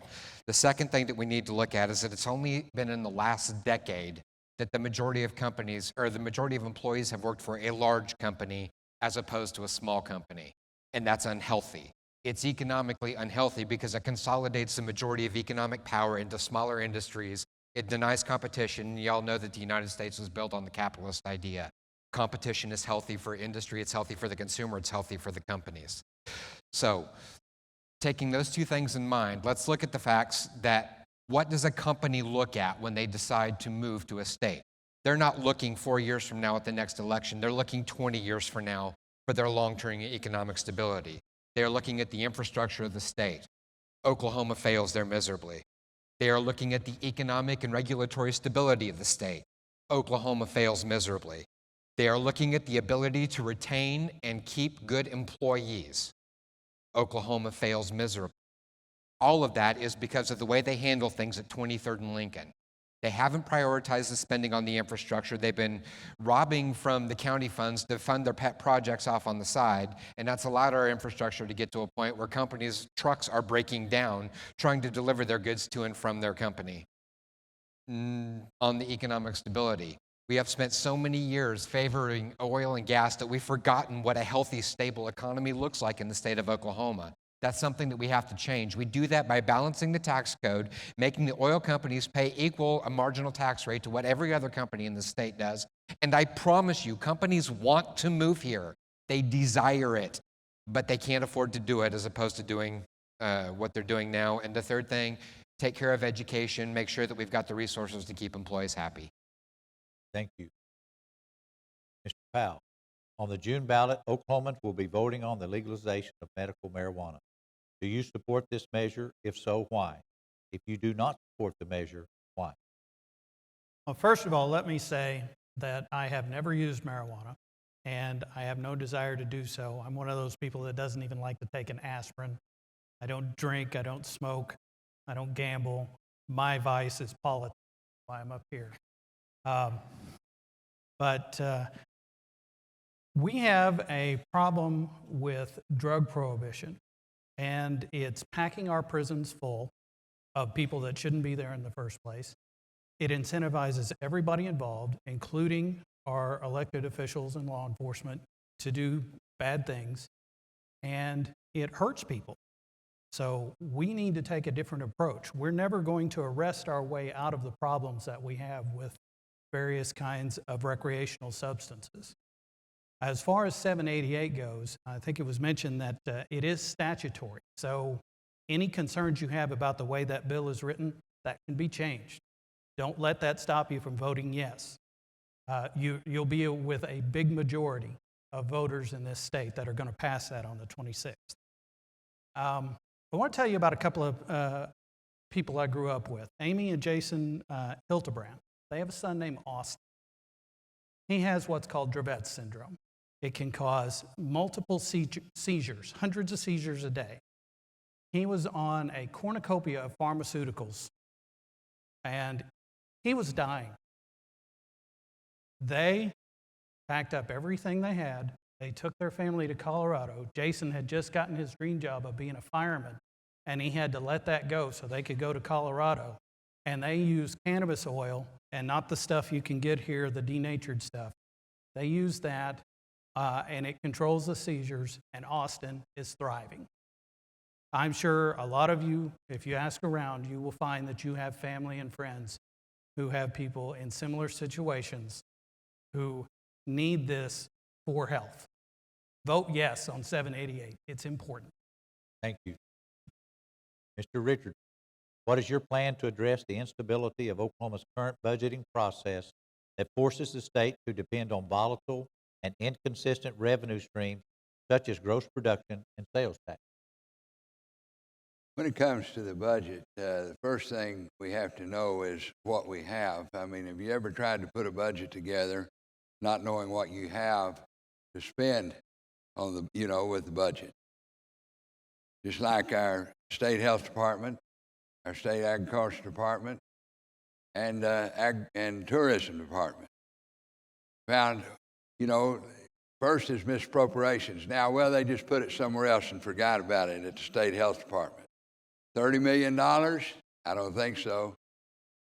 $30 million, just forgot about it. One representative, Tom Gann, says, my concern is I don't think that's an exception. I think it's the rule. Another representative, Kevin Calvey, said when we saw the misappropriations and what have you going on with those three agencies, he said, my concern is it's just the tip of the iceberg. Today, our government works off of three budgets, one from the House, one from the Senate, one from the governor. So, not knowing what to have without doing audits and finding out, and by the way, the audits that I will do will be forensic audits and performance audits. I've already been visited by the director and chairman of the board of the Turnpike to try to talk me out of talking about a need for an independent audit of the Turnpike. Go figure. I assured him that if I became governor, and you know, the governor's the only one that can ask for, request an audit of turnpike. We've never had a governor do it in 60 years. I said there will be a forensic audit of the turnpike. The governor's the only one to give them rate increases. Every time a governor's done it in our state, it's when they are not running for re-election. Go figure. So we've got a lot of things to do before we can figure out where the budget is and why it's a broken system today. Thank you very much. Thank you. Our final question of the evening is for Mr. Stevens. Mr. Stevens, how will you propose adequately funding education to ensure that our public schools have the basic needs of up-to-date textbooks, technology, manageable classroom sizes, and a properly educated and compensated teacher workforce? Yes, sir. First, I'd like to say that the reason I, again, am running for the governor of the state of Oklahoma is to change our status quo and where we're at. We're in crisis everywhere we look.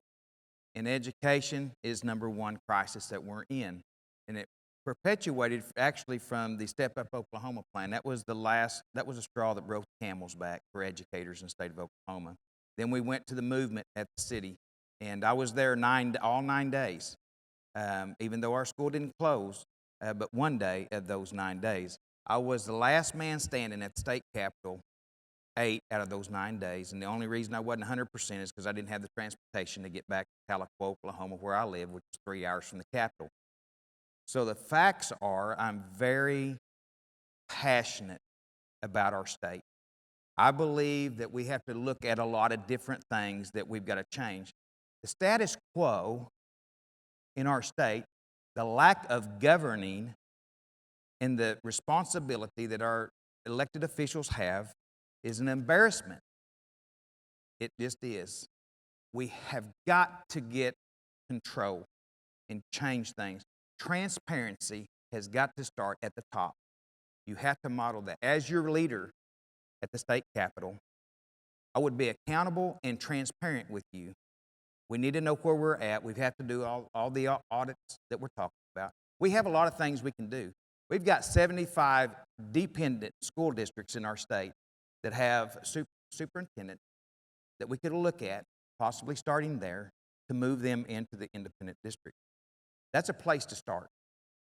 Like I say, it took us a long time to get to this place. Until a man or a woman can get in that office and take the bull by the horn and figure this thing out, I'm just telling you, that is common sense. And that's what I bring to this office. Thank you. Thank you. We will now begin our closing remarks. Candidates, please remember you have 90 seconds for your ending statement. We will begin with remarks from Christopher Barnett. Thank you. I'm a small business owner in Tulsa. I own 3 companies, and out of those 3 companies, one of those is a liquor store.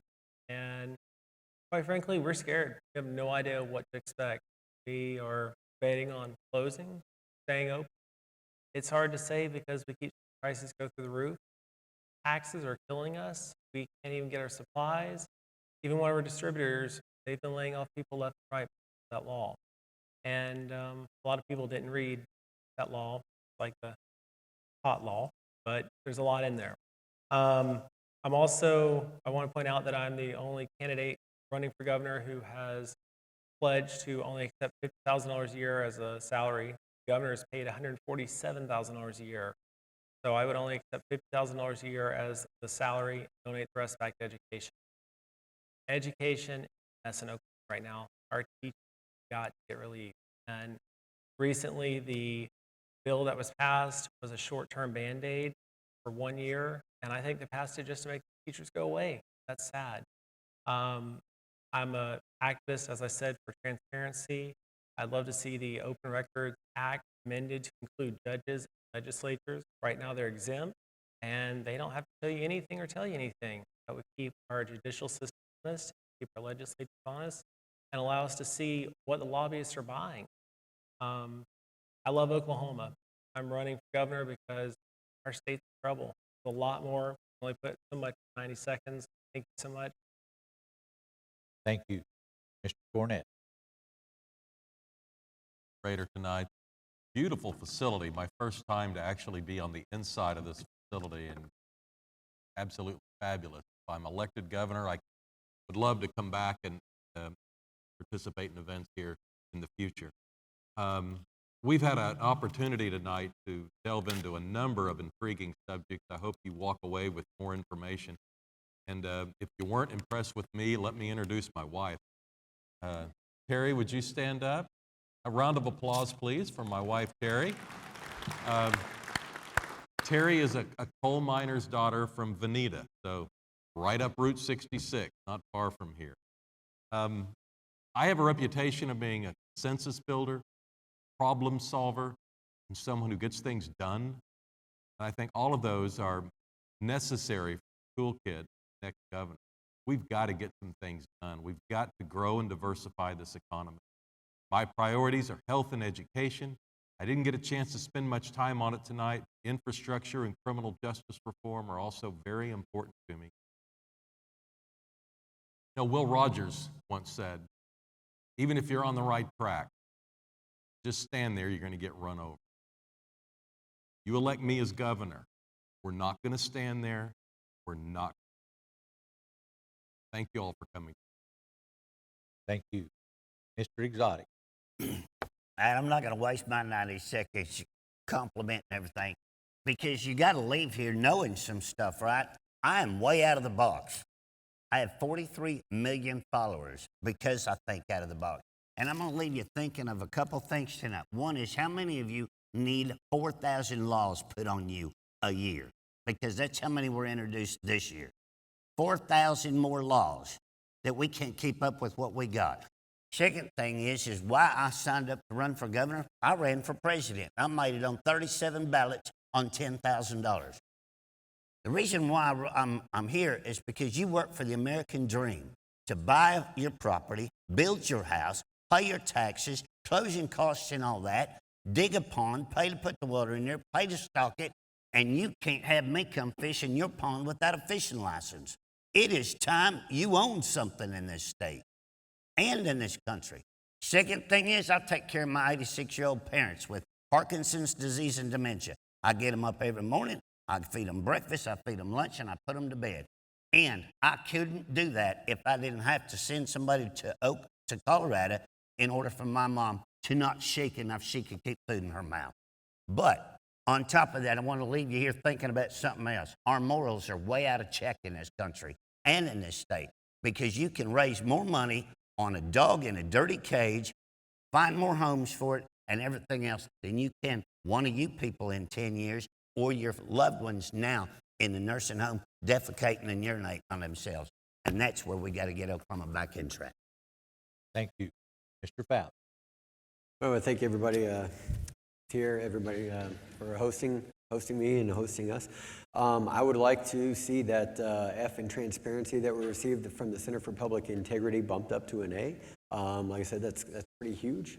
This is our government. These are our dollars. These are your employees. Everybody that works at 23rd and Lincoln is our employees. They're supposed to be working for us. There should be nothing that's unseen, nothing at all. Everything should be available to the public. I would like to see State Question 640, the threshold, revisited and lowered to where we can actually do something measurable. I'm a Republican, so of course, I understand aversion to taxes and limited government. I understand that. I'm all for that. However, the fact that this state question has hindered us, in my opinion, for 28 years from passing any measure until last month, tells you a lot. There are sometimes tax is a tool. Sometimes taxes need to be raised. That's just the way it is. Like I said, I'm not a tax and spend liberal. I'm a Republican, and it can be managed, and it can be managed wisely. But we've got a hole blown in our budget and have for a long time. And we're seeing the results of it. We're putting people in the ground. We're number one in prescription abuse. We're number one in incarceration. We're top 15 in suicides. We're number one in veteran suicides across the board, across all demographics of veterans. We are number one. That's horrific. Thank you. Mr. Jones. A little bit about myself. I went to work for Bell Telephone when I was 18. By 20, I was a manager over 120 operators. At 21, I was in the Office of Planning and Budgets doing independent cost studies. I became a county commissioner and built more bridges than anybody in the history of the state by far. Started my own business at 28 with a part-time employee, built it to 50 employees. Was in business for 26 years before I ever got involved in government. You know, I became state auditor. We cleaned up a huge backlog. We've solved a tremendous amount of problems. The F that Oklahoma gets in transparency, the only bright light is the auditor's office got a B+. The only reason we didn't get an A is because we don't have the authority to do what we need to do. You know, I don't just do my job and do it well. I've also reached out. I didn't have to propose the plan to get teachers a pay raise that I did. We have a problem with assessors not properly assessing property. I took that on myself. You know, Frosty Troy referred to me as the hardest working man in Oklahoma politics. What we need somebody that understands business. I'm the ultimate outsider. I'm the guy that came in and did what I said I'm going to do, did not drink the Kool-Aid, did not become a member of the fraternity because I work for the citizens of Oklahoma. You're going to see you've seen millions and millions of dollars worth of advertisement of people telling you through their public relations people why they should be governor. There's 4 different people running for governor said, Gary, we think if you were in charge of state finance, we wouldn't be in this mess, and we need you or somebody like you running finance. So I said, do you think the people should hire you so you can hire me? Let's cut out the middleman, let the people hire me. Thank you. Thank you. Mr. Lawhorn. I started off tonight talking about Will Rogers' statement about we can't be a true civilization until we start recognizing the rights of others. I'm going to make you a little uncomfortable now. I'm going to talk about my background. I grew up with an abusive stepfather. He was, rest his soul, he had a lot of demons himself that he was fighting. And when I finally got out of that environment, I told myself, I am never going to be like that. There's no chance that I would even be remotely abusive to my own child. And then I had my own child. And I had to fight those instincts that I grew up with every day to not be abusive to my child, despite knowing how horrible it was. It's what I was used to. It's what I knew. Translate that to what we're going through today. We have spent our entire lives having people spoon-feed us the idea that the government is your savior, that the government can pass this law and make everything okay, that it can do that and it can make everything okay. That's how we got in the position that we're in today, is trusting our legislators and trusting our government to do what we should be doing for ourselves, what we can do ourselves better, more efficiently, and cheaper. We can't be like our abusive parents anymore. We can't afford that. It's time to start voting for yourself and vote for whichever of the libertarians emerges from this primary, because we are the only people that are going to trust you to manage your life the way you see fit. Thank you. Thank you. Mr. Powell. It used to be the case in Oklahoma that most people registered Democrat so they could vote in the primary for whichever Democrat was going to emerge from that, because that was who was going to win in November. Now we're at the point where people register Republican so that they can vote in the primary, because that's probably who's going to win in November. What we need to do, because we've seen with Republicans in charge, and before that we've seen with Democrats in charge, that the two establishment parties have brought us to where we are now, and I don't think anybody's ever really been happy with either one of them. What we need to do is we need to do something different. Einstein is the person who said that the definition of insanity is doing the same thing over and over again and expecting a different result. Well, it's time to do something different. My name's Chris Powell. I'm a libertarian running for governor, and I'm telling you that in November, you need to take a new direction for Oklahoma, one that's committed to individual liberty, you having the power to live your life the way that you see fit, rather than having it dictated to you by those two establishment parties, because they're not doing a very good job. We're here to offer something new to you, and if you're a registered libertarian, when you go vote on June 26th, when you vote yes on 788, certainly appreciate if you also mark Chris Powell. If you're not registered libertarian and you'd like to go to powellforgovernor.com/donate, I'd certainly appreciate that. Thank you for being here. Thank you. Mr. Richard. First, I want to make it clear I'm a Republican. And I believe Republican values will get us where we need to go when we're being led with Republican values. I know you all have heard the term rhino, and I think that's one of our problems today. And I will tell you, and I'd like for you to take this home with you, Oklahoma is not a poor state. Oklahoma is a state with poor leadership. Last year, when we announced an $878 million deficit in our state, Arkansas, just across the border, announced an $800 million surplus. They don't have the oil industry we have. We make $6,000 a year more per person than what they make. We do charge a little higher taxes, but they take our teachers over there. I'm told some of their high schools look like a junior college. So they're doing something right. That's the point. They don't even have the dreaded turnpikes we have to live with. Being governor of Oklahoma is going to be a tough job. I've said to my wife more than once, why would anybody want this job? Well, my friends, I believe I'm prepared. I've handled a tough assignment. I've tried 15 criminal cases with Gene Stipe defending them. I won 14 of them. He had never lost before in federal court in Muskogee, but he lost 14 out of 15. I'm prepared to take our state, turn things in the direction they need to go, give us the leadership we need, and I'd love to have your support. Thank you very much, and God bless you. Thank you. Mr. Stevens. First of all, I'd like to say thank you for having me tonight and for you coming out and being engaged in the process. That's the key change, the key to our change in our state government, in my opinion. I'd like to recognize my wife of 35 years. The good Lord has blessed me in my life. She's been a big part of that. She's been a gift from God. Kathy, if you would raise your hand, and she's kind of the embarrassed kind, a little bashful, so she doesn't really want to. But I want to recognize her because she is so a big part of me. And so I just thank the Lord for her, and I just want to recognize her. I want to point out the fact that a little bit about myself in the earlier time when I was a young man, was the FFA president at Sapulpa High School. I was very engaging in all of the different leadership roles in agriculture, as well as the other different clubs in school, and that carried on as well into my college. So I've always been in a position of leadership throughout my life. I was a state farmer in the state of Oklahoma, and I'm proud of that, my heritage. I also, even today, see, I'm in the helping profession. I'm a school counselor. I know how to build relationships with people, including those at the state capitol.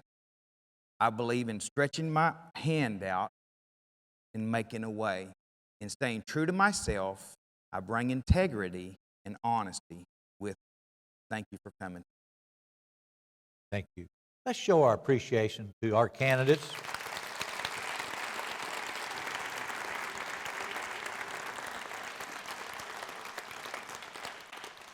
Candidates, on a personal note, thank you for following the rules. Every one of you did follow the rules, and I appreciate that. And audience, thank you for being here and being a part of this. We appreciate your attendance. And to the RSU television audience, thank you for watching tonight. And so please remember to save the date for the primary election on June 26th. This concludes our program tonight. Thank you for attending, and safe travels. The candidates have agreed to stay around and talk, so you'll have some one-on-one, but thank you very much. We're dismissed.